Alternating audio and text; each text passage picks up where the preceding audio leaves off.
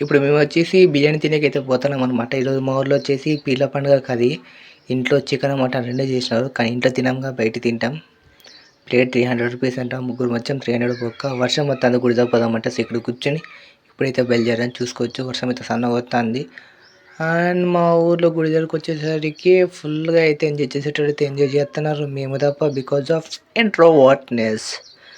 10 మంది ఉంటే తప్ప మనం చక్కగా కూడా ఉండలేం. సో సింగిల్గా ఉంటేనే బాగుంటాం.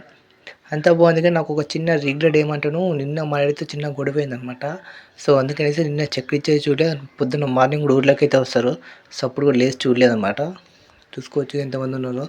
చాలామంది అయితే ఉన్నారు. ఫుల్గా అయితే ఎంజాయ్ చేస్తున్నారు. చిన్న పెద్ద తేడా అంటే ఏం లేదు. ఫుల్ అయిపోయింది బండాడ. అండ్ ఫైనల్గా దేవుళ్ళు వేటకి అయితే బయలుదేరినారు. ఇంకా డ్యాన్స్లు అయితే మొదలు పెట్టారు అనమాట. దీన్ని మేము అలా అంటే మీరేమంటారు కింద కామెంట్ సెక్షన్లో కామెంట్ చేయండి. Bye friends. హాయ్ ఫ్రెండ్స్, పీర్ల పండుగ అయిపోయింది.